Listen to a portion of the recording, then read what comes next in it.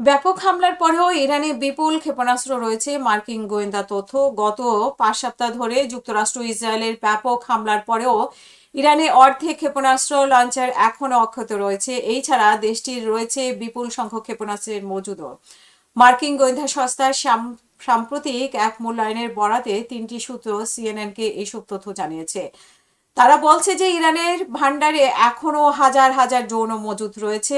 Iran সম্পর্কে একটি সূত্র বলছে যে এখনো পুরো অঞ্চলে ভয়াবহ ধ্বংসাত্মক চালানোর সক্ষমতা তাদের রয়েছে। গোয়েন্দা প্রতিবেদনে এমন কিছু লঞ্চারের কথা বলা হয়েছে যেগুলো হয়তো হামলার কারণে মাটির নিচে চাপা পড়ে আছে, কিন্তু পুরোপুরি ধ্বংস হয়নি।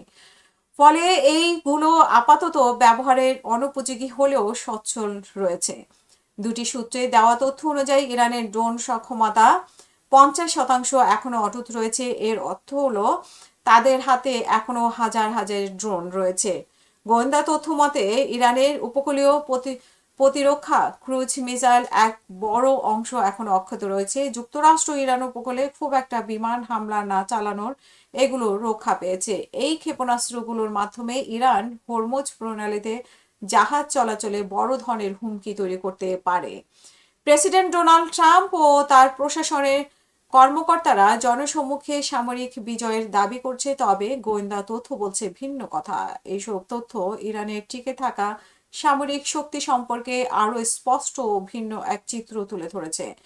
গত বুধবার জাতির উদ্দেশ্যে দেওয়া ভাষণে ট্রাম্প দাবি করেন যে ইরানের ক্ষেপণাস্ত্র ও ড্রোন ছোড়ার সক্ষমতা উল্লেখযোগ্য হারে কমেছে। তাদের অস্ত্র কারখানা ও রকেট লঞ্চারগুলো ধ্বংস করে দেওয়া হয়েছে।